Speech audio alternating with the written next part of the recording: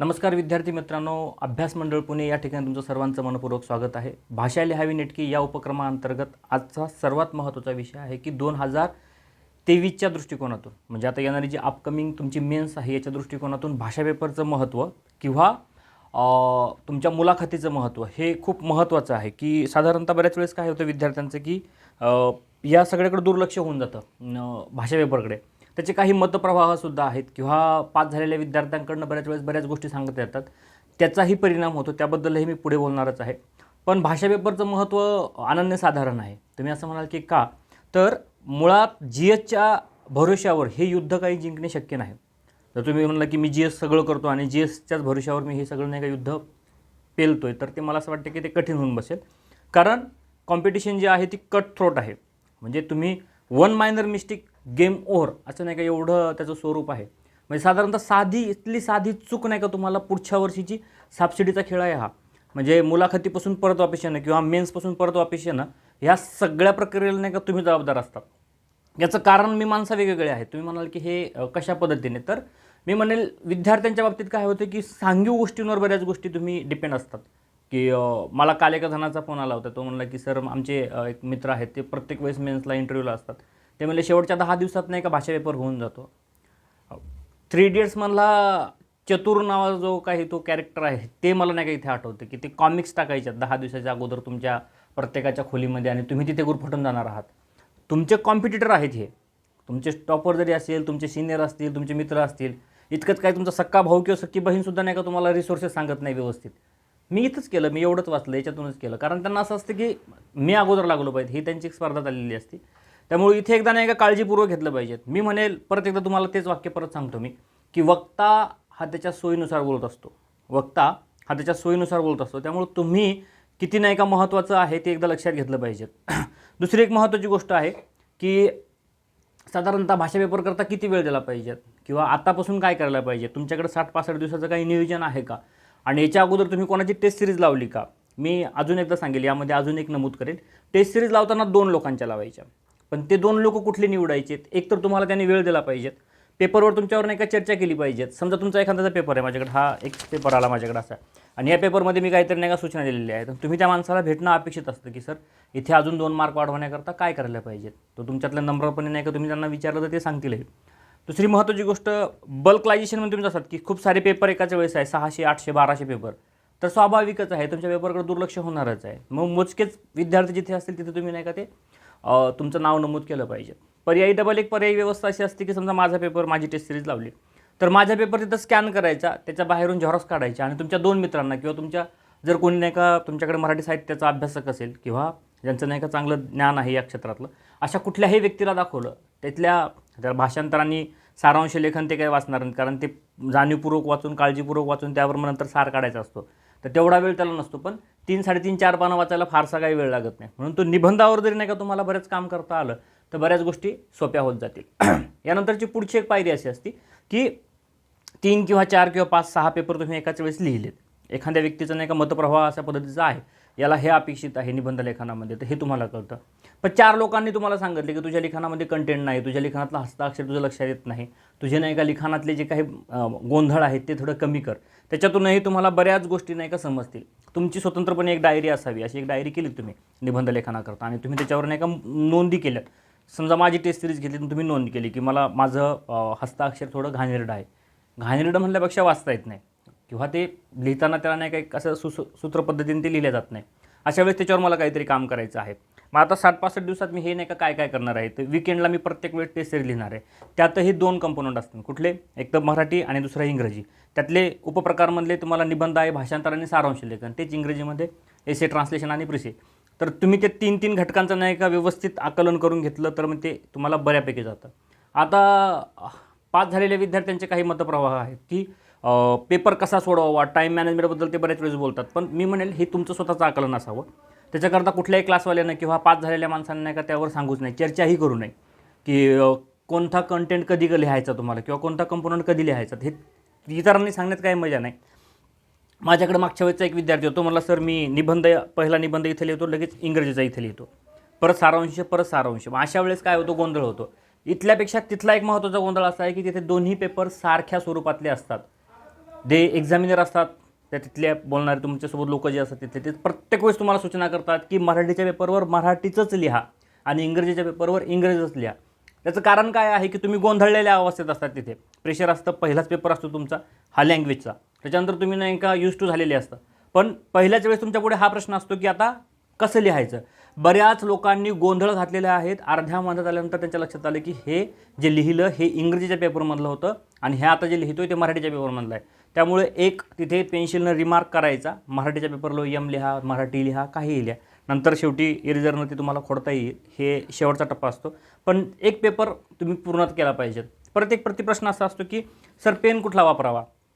मी म्हणेल ज्यानं तुमचं हस्ताक्षर चांगलं येतं आणि तुम्हाला 3 तास सलग लिहिता येतो असा कुठलाही पेन वापरा. मग बॉल पेन, जेल पेन याच्याबद्दलचे मतप्रभाव वेगवेगळे आहेत. तुम्हाला जो सुटेबल असेल की मी म्हणेल की मला अनुरूप आहे असा मी कुठलाही पेन वापरेल.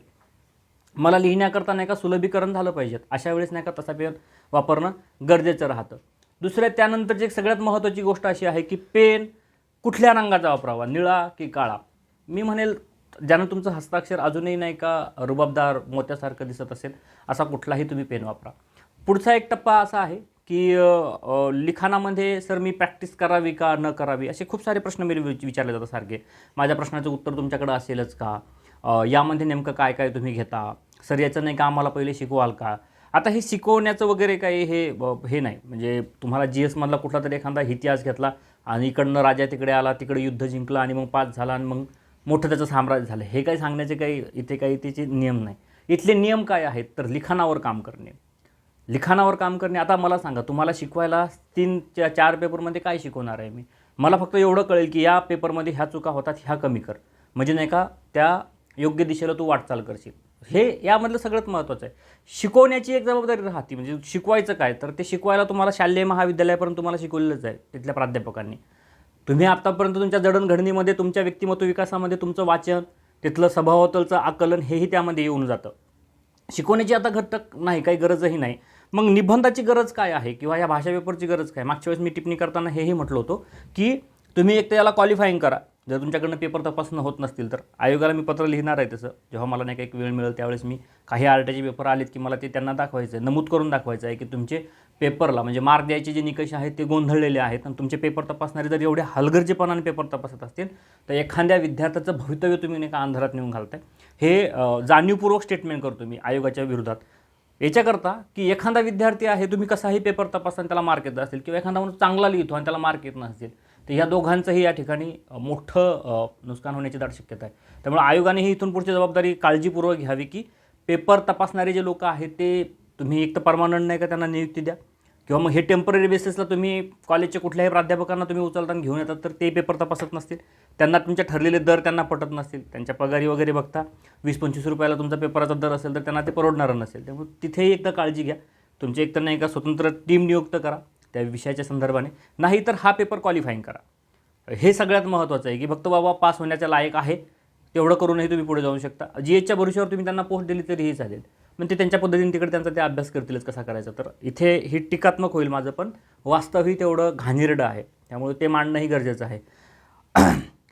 काय आहे या पेपरचं महत्त्व कसं आहे तर बऱ्याच वेळेस तुम्हाला सांगतो की 600 किलोमीटरचं अंतर कमी करतो हा पेपर. म्हणजे यशदा ते वनामती हे जवळपास 650-600 किलोमीटरचं अंतर आहे, नियर अबाउट 700 असेल, मी ते मोजलं नाही. तर हे जे अंतर आहे ते तुमचा हा पेपर कधी कधी कमी करतो. एका मार्कने तुम्ही यशदाला असता 1 मार्क कमी मिळाला तुम्ही तिकडं नागपूरला असता. मग तुम्हाला पुण्यात राहायचं का नागपूरला याच्या पुढची पायरी सांगतो. जर तुम्ही 1 मार्क कमी पडला नायब तहसीलदार झाला तर तहसीलदार व्हायला तुम्हाला 15 ते 20 वर्ष नाही का थांबावं लागतं. महत्त्व लक्षात घ्या. एका गुणांचं जे महत्त्व आहे का नाही की ते लक्षात घ्या. ते जर तुमच्या लक्षात आलं तर तुमच्या पुढच्या स्टेप नाही का हे होतील.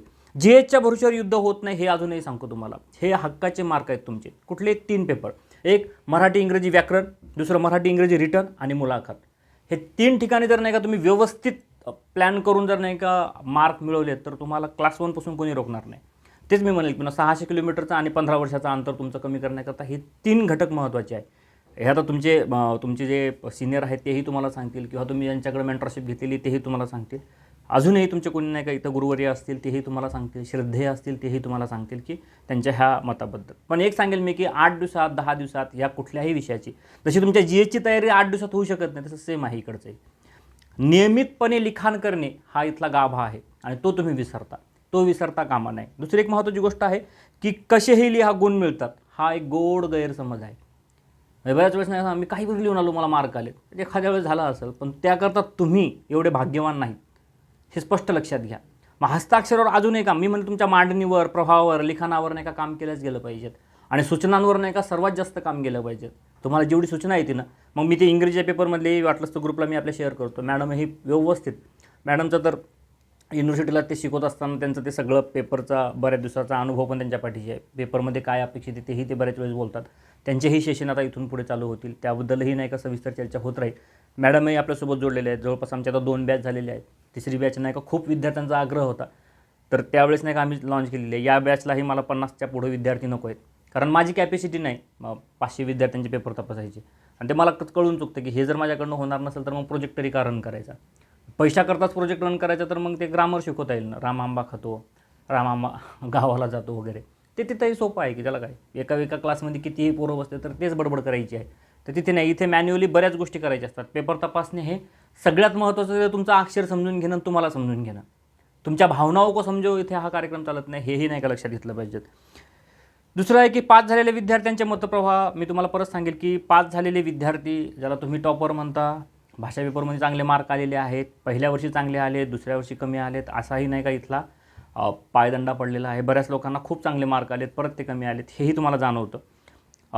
एखाद्याला नाही का सलग त्याने, मी एक स्क्रीनशॉट पण आपल्या ग्रुपला टाकलेला होता, सलग त्याने 70, 75, 70, 72, 75पर्यंत नाही का ते मार्क मिळताना दिसतात, किंवा 60, 65च्या पुढं नाही का मार्क आहेत, 71पर्यंत मार्क गेलेले आहेत लोकांना. पण मग फायनल पोस्ट नाही, इकडे फायनल इंटरव्ह्यूला नाही का सिलेक्शन नाही, किंवा मुलाखतीचा कॉल आलेला नाही. अशा वेळेसही गोंधळ उडलेला दिसतो. मग तुम्हाला GSवर कुठे काम करायचं हेही एकदा तुमचा ॲनालिसिस तुम्हीच करा, जेणेकरून तुम्हाला ते सोयीस्कर होऊन बसेल. UPCच्या विद्यार्थ्यांचे वेगळेच प्रॉब्लेम आहेत बरं का. बऱ्याच वेळेस UPCमधून तिकडे स्विच करायचं आणि इकडे यायचं आणि इकडचा निबंध लिखाण करायला. तुम्हाला अजून एकदा सांगतो, UPCवाल्यांकडे कंटेंट भरपूर आहे, कारण त्यांचं स्ट्रक्चरच नाही का वाचण्यातून लिखाणाचं आहे. त्यामुळे ते जे काही वाचतात ते डोक्यात ठेवतात. तुमचा सगळ्यात मोठा नाही का स्ट्रक्चर प्रॉब्लेम हा आहे की तुम्हाला पाठांतर करायचं आहे, की याचं उत्तर हेच आहे आणि एवढंच आहे. त्यांचं तसं नाही, त्यांना ॲनालिटिकल लिहायचं आहे, त्यांना प्रॉब्लेम लिहायचा आहे, त्यांना टिप्पणी करायची आहे, त्यांना एखादा मतप्रवाह मांडायचा आहे, किंवा नाही का त्यांना एक विश्लेषण करायचं आहे. त्यांच्या भूमिका वेगळ्या आहेत. प्रत्येक प्रश्नाचं उत्तर देताना त्यांच्या डोक्यामध्ये वेगवेगळे म्हणजे हे चाललेलं असतं की मला याचं उत्तर कशा पद्धतीने लिहायचं. तेच प्रकार आहे तिकडे. त्यांचा सगळ्यात मोठा प्रॉब्लेम आहे की त्यांना शब्दमर्यादा आहेत 1000 ते 1200 आणि यांची शब्दमर्यादा आहे फक्त 400. प्रिसाइजली ज्या वेळेस लिहायचं असतं त्यावेळेस कस लागतो हे मी पुन्हा नमूद करतो. एक कमीत जे शब्दामध्ये लिहायचं किंवा कमी शब्दामध्ये मांडायचं तर खूप कस लागतो. एकाच वेळेस सांगा तर लय अवघड असतं. हो किंवा नाही मध्ये प्रश्नाचं उत्तर देऊ नका, परत प्रश्न असतो की नेमकं काय सांगायचं, तर हेही लक्षात घ्या. भाषा पेपरला गुण कमी येण्याचे कारण काय आहे, तर अगदी अत्यल्प वेळ देणे, दुर्लक्षित करणे, होऊन जातं, हा एक नाही का तुमचा गैरसमज असणे. भाषा पेपरची गरज काय आहे, तर तुमचं भाषिक आकलन आणि भाषिक ज्ञान तपासणी ही त्यामधली सगळ्यात महत्त्वाची गरज आहे. या पेपरमधून तुम्ही ज्ञानी आहात, ब्रह्मज्ञानी आहात, त्यांना काहीही गरज नसते. त्यांना तपासायचंच नाही, फक्त भाषेचं ज्ञान तपासायचं आहे. 19 20 मार्क मिळाले आहेत निबंधाला. त्यांच्या लिखाणामधले तसे प्रभाव होते, मांडणी होती, हस्ताक्षर चांगले होते, चुकाही होत्या त्यामधल्या, असं मी म्हणत नाही की चुका नव्हत्यात, पण ते त्यामधून सलगता आलेली होती. तुमचे भाषिक आकलन काय आहे किंवा शुद्धलेखन, किंवा ते शुद्धलेखन किती गरजेचं आहे, तर पहिल्या परिच्छेदामध्ये म्हणजे सारांश लेखनामध्ये शुद्धलेखन तपासलं जातं, इतरत्र तपासलं जात नाही.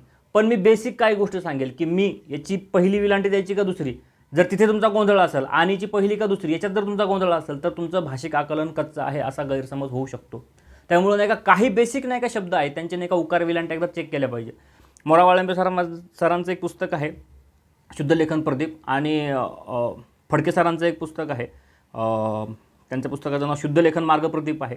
यास्मिन शेख मॅडमचंही पुस्तक आहे, पण ते बाजारात उपलब्ध नाही. 1993ला त्यांची पहिली आवृत्ती आलेली होती, त्याच्यानंतर ते कुठेही उपलब्ध नाही. जुन्या शासकीय ग्रंथालयामध्ये जर ते मिळालं तर तिथून एखादी झेरॉक्स करून ते तिथून तुम्ही शिकू शकता. 2022ला नियम आलेले आहेत भाषिक संदर्भाने, तर तेही नाही का महाराष्ट्र राज्य साहित्य परिषदेने ते नियम निर्माण केलेले आहेत, ते एकदा बघून घ्या. अद्यापपर्यंत म्हणजे आत्तापर्यंत तुमच्या हस्ताक्षरावर शिरोरेखा द्यावी का न द्यावी याबद्दलचा मतप्रभाव होते. आता त्यांनी स्पष्ट सांगितले की दिलेल्या अक्षरांवर शिरोरेखा द्याव्यात, म्हणून तुमचं लिखाण हे ओळींना स्पर्श करून असावं. ही छोट्या छोट्या चुका आहेत, छोट्या छोट्या गोष्टी आहेत. ह्या कधी कळतात, तर तुमचं नाही का ते वाचल्यानंतर. हस्ताक्षर वाचनीय, गोंधळलेलं न समजणारं आणि न उमगणारं असेल तर त्याच्याकडे काळजीपूर्वक लक्ष द्या. तुमच्या हस्ताक्षरातले म्हणजे तुमच्या अंगवळणी पडणारे काही शब्दप्रयोग असतात. माझा आत्ता एक विद्यार्थी भेटायला आला होता, त्याचा क हा त्यालाही कळत नव्हता.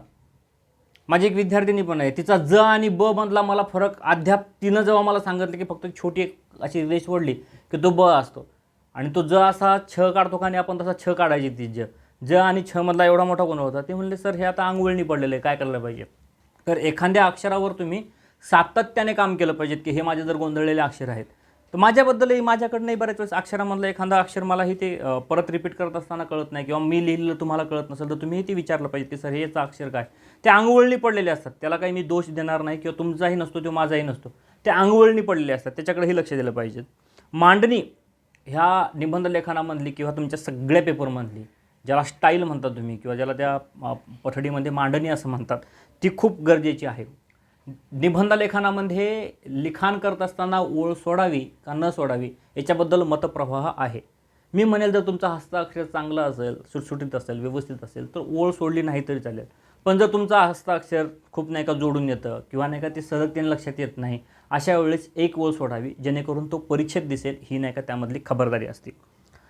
चुकीचे संदर्भ देणं कुठल्याही व्यवस्थेमध्ये टाळल्या गेले पाहिजेत. चुकीचे संदर्भ, जसं सुरेश भटांची कविता आहे, डॉक्टर बाबासाहेब आंबेडकरांचं तुम्ही खाली नाव लिहिता, तर जळलो विजलो वगैरे वगैरे, तर ते आंबेडकरांना एवढाही वेळ नव्हता की एवढ्या अशा काही गोष्टी करायला. जळलो जरी आज, विजलो जरी आज मी, तरी अंत नाही वगैरे. तर इथे नाही का त्यांचं नाव आहे, त्याचे संदर्भ जे आहेत ते व्यवस्थित प्रमाणशीर द्यावे. जर तुम्हाला मान्य नसेल, तुम्हाला माहीत नसेल तर ते तुम्ही लिहू नये. एक मुद्दामून एक उदाहरण देईल. आता एक STI मॅडम आहेत, 2 मार्कांनी त्यांची पोस्ट गेली राज्यसेवेची 2022ची 21ची. तर 21च्या पोस्टमध्ये त्यांचा असं झालं होता, निबंध होता स्वातंत्र्याचं 75 वर्षे काय कमवले काय गमवले यावर तो आलेला होता. त्यात निबंधामध्ये ते लिहिलं होतं. पेपर तपासणाऱ्याने, मुख्य पेपर तपासणाऱ्याने 19 मार्क दिलेले होते आणि मुख्य मॉडरेटने त्याला नाही का परत 2 कमी करून 17 मार्क केले. 2च मार्कांनी पोस्ट गेली. वाटलंच तर हवा असेल तर मी तो पेपर मागवून घेऊन मी तुम्हाला आपल्या ग्रुपवर शेअर करेल किंवा तो विश्लेषण पण करून दाखवेल काय झालं होतं. त्यातल्या 2 चुका होत्या इथल्या व्यवस्थेमधल्या. त्यांनी बऱ्याच लोकांना ते पेपर दाखवले पण त्यांच्या लक्षातही आलं नाही नेमकी चूक. हस्ताक्षर मांडणी व्यवस्थित, सगळं व्यवस्थित, मुद्देसूद नाही का सगळं लिखाण केलं.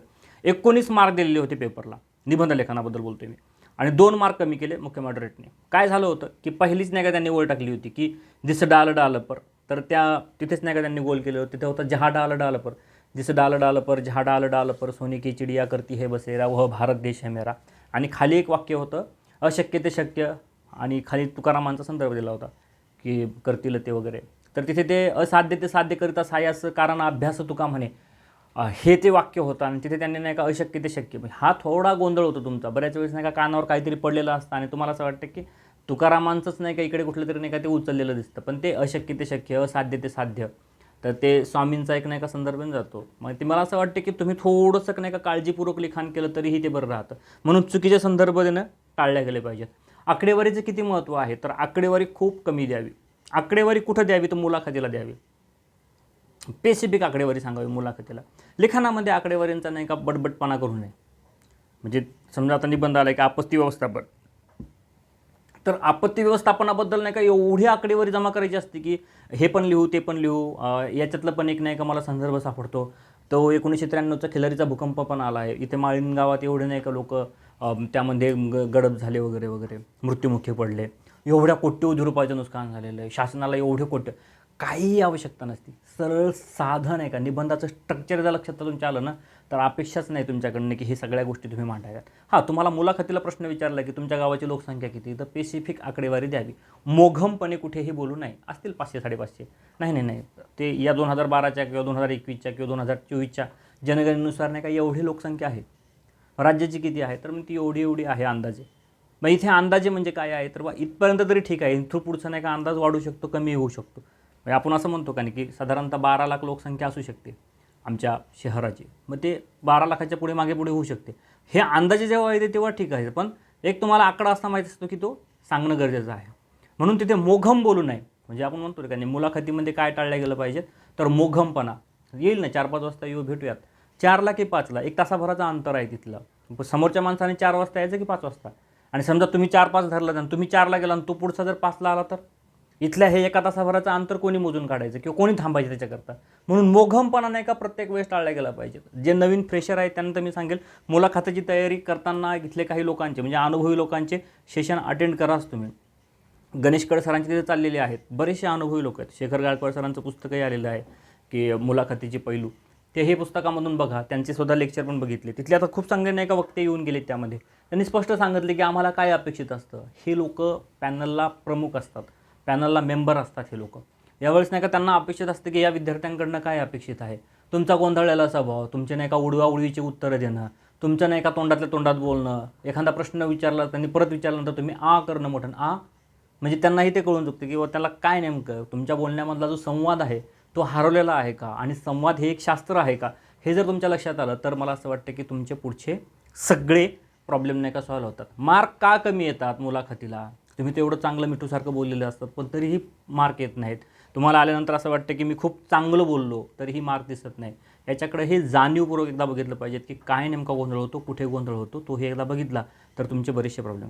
आता मुख्यतः आपल्या टेस्ट सिरीजकडे येऊया. आपली टेस्ट सिरीज ही 19 तारखेपासून चालू होते, येत्या रविवारपासून. रविवारनंतर असे आपण 4 टेस्ट सिरीज घेतो. या 4 टेस्ट सिरीजचं एक तुम्हाला महत्त्व विशद करतो. काय आहे तर 4 टेस्ट सिरीजमध्ये एकूण मराठीचे 4 आणि इंग्रजीचे 4 असे 8 पेपर होतील. 4 पेपर असं गृहीत असते की 4 दिवस आहेत त्यामध्ये तुम्हाला जुन्या म्हणजे आमच्या जुन्या जे काही बॅच झालेले आहेत त्या सगळ्या बॅचचे तुम्हाला ते सगळे काही व्हिडिओ आहेत किंवा ते सगळे पेपर जे आहेत ते परत डिस्कस करायला तुम्हाला मिळतील किंवा त्यातले जे डिस्कशन आहेत ते तुम्हाला ऐकायला मिळतील. महत्त्वाचं असं आहे की त्याची प्राईससुद्धा नाही का 500-500 रुपये ठेवलेली आहेत. म्हणजे ते 1000 रुपये जर तुम्ही जसं स्वतंत्रपणे तिकडे घ्यायला गेलात तर ते तुमचे तिकडे 1000 रुपये जाऊ शकतात. त्यामुळे तुम्ही इकडे जर जॉईन झालं तर ते सगळे तुम्हाला चर्चा पण उपलब्ध होतील.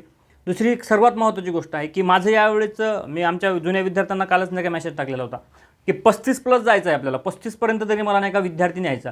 माझा 2019-पासूनचा अनुभव सांगतो तुम्हाला अद्यापर्यंत. ज्या ज्या विद्यार्थ्यांना मी टेक्निक दिलेल्या होत्या त्या पोरांना 30च्या खाली मार्क आलेले नाहीत. एखादा आता दुर्दैव असू शकतं की त्याला इथे टेस्ट सिरीजलाच नाही का 12च्या 15च्या पुढे मार्क गेलेले नाहीत. त्याचंबद्दल मी बोलणे काही योग्य राहणार नाही. पण ऑलमोस्ट लोकांना नाही का चांगले मार्क आले. त्याचे कारण असे होते की सार्वत्रिक जे काही वापरतायत तुम्ही ते आम्ही अवॉइड केलेलं आहे. उदाहरणार्थ बऱ्याच वेळेस तुमच्या 70 ते 80% लोकांच्या निबंधाची सुरुवात ही वर्तमानपत्रातल्या 2 ओळी घेऊन चालू केलेली असते आणि हे मी नाही का अवॉइड केलेली आहे. मी सांगितलं की हे आपल्याला वापरायचं नाही. मग बऱ्याच वेळेस मग सुरुवात कशी करायची. मग सुरुवाती करता नाही का काही टेक्निक आहे का. समजा नाही का तुम्ही नाही का एक विद्यार्थी म्हणून माझ्याकडे आलात आणि मग तुमचं लिहिण्याची एक स्टाईल आहे. मग मी म्हणेल की तुम्हाला हे वापरता येईल का, ते मी टाळलं. मी असं म्हणेल की शिक्षणावरचा जर निबंध आला तर फुलेंना कोट करायचं नाही आपल्याला. कारण 70% लोक नाही का महात्मा फुलेंना कोट करणार आहेत. मग विद्येविनामती गेली, नीती गेली, शूद्र खचले, याच्याबद्दल नाही का आपण लिहायचं नाही. आपण फुलेंचा उल्लेख ओझरता करून नाही का पुढे जायचं आहे.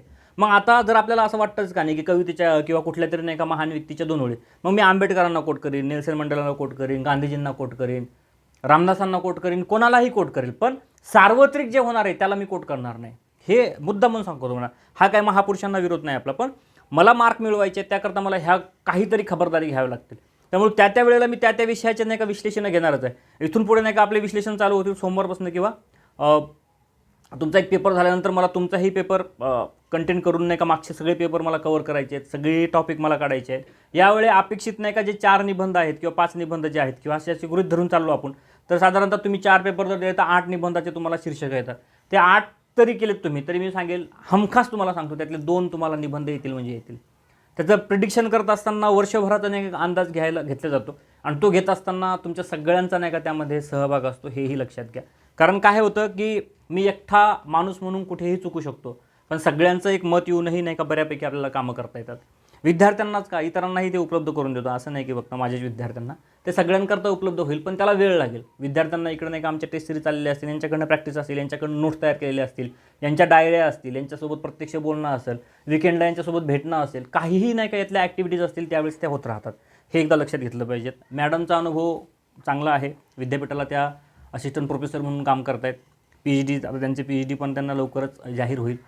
बऱ्यापैकी नाही का लिंग्विस्टिकवर त्यांचे कामं आहेत. त्यामुळे मला असं वाटतं की मॅडमचाही त्या भाषा पेपरच्या संदर्भातला अनुभव जो आहे तो प्रदीर्घ आहे, तोही तुम्ही त्याचा अनुभव घेतला पाहिजेत.